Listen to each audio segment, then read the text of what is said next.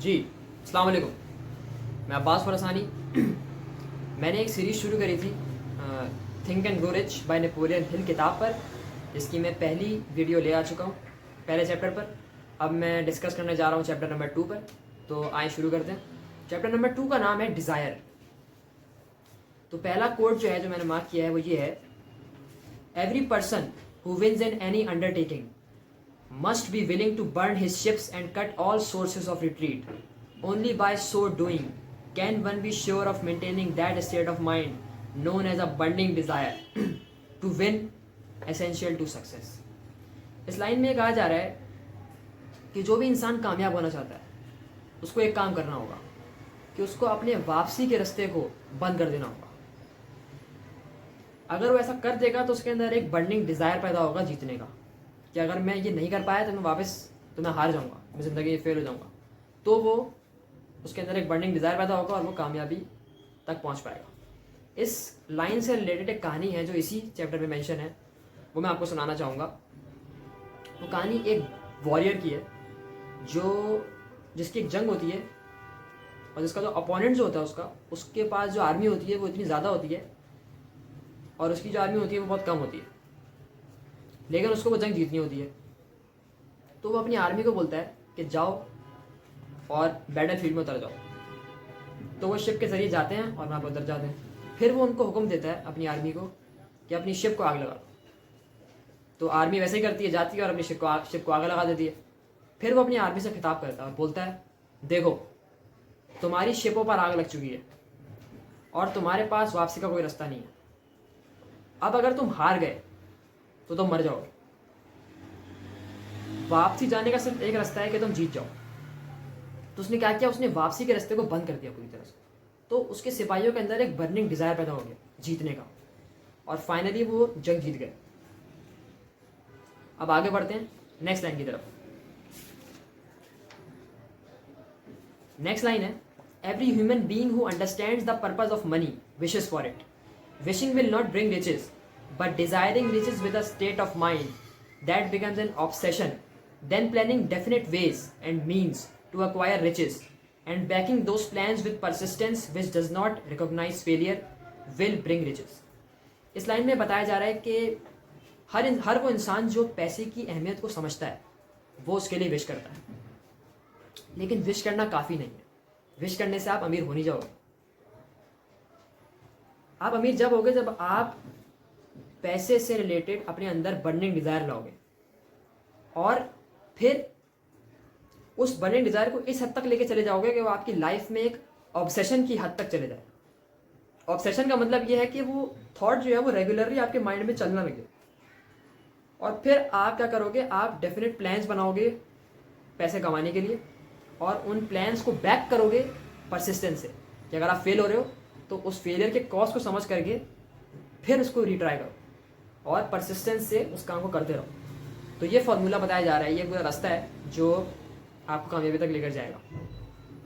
अब बढ़ते हैं अपने नेक्स्ट पॉइंट की तरफ। Only those who become money conscious ever accumulate great riches. Money consciousness means that the mind has become so thoroughly saturated with the desire for money that one can see oneself already in possession of it. इस line में बताया जा रहा है कि सिर्फ वही लोग पैसे कमा पाते हैं जिनके माइंड जो है वो मनी कॉन्शियस होते हैं। मनी कॉन्शियस का मतलब ये है कि आपके माइंड में पैसे से रिलेटेड इंफॉर्मेशन और डिज़ायर्स प्लांट हो जाए तो आप अमीर हो सकते हैं। अब बढ़ते हैं नेक्स्ट पॉइंट की तरफ।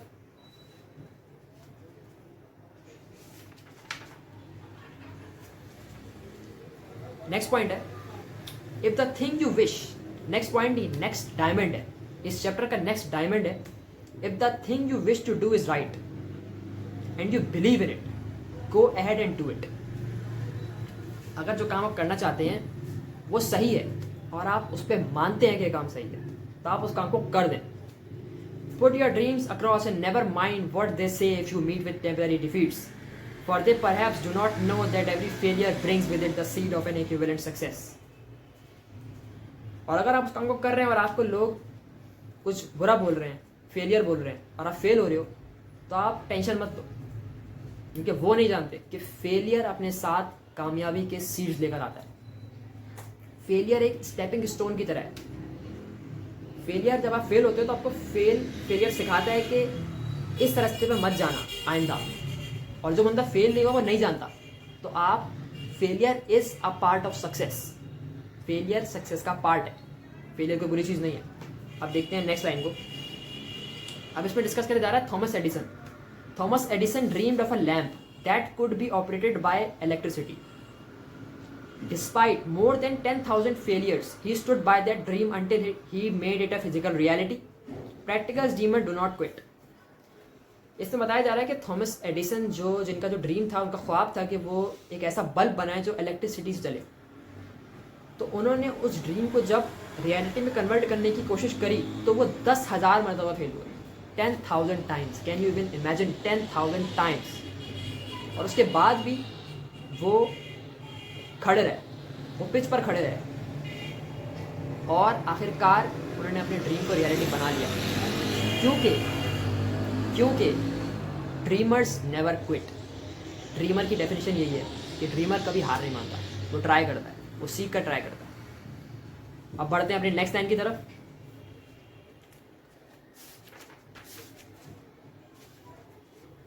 There is a difference between wishing for a thing and being ready to receive it. No one is ready for a thing until he believes that he can acquire it. The state of mind must be belief, not mere hope or wish. Open-mindedness is essential for belief. Closed minds do not inspire faith or belief. इस line में बताया गया है कि एक difference है wish और किसी काम के लिए पूरी तरह से रेडी होना और किसी काम के लिए विश करने में कोई डिफरेंस है।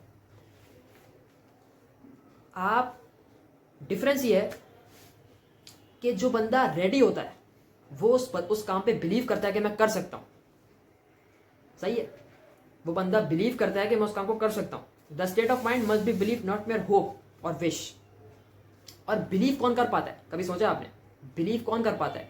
जिसका माइंड ओपन होता है, जो एवोल्यूशन हो रहा है, जो चेंज हो रहा है उसको समझता है और उसको एक्सेप्ट करता है, उसका माइंड ओपन होता है। और जिस बंदे का माइंड ओपन होता है वही बिलीव करता है, और जो बिलीव करता है वही अचीव करता है।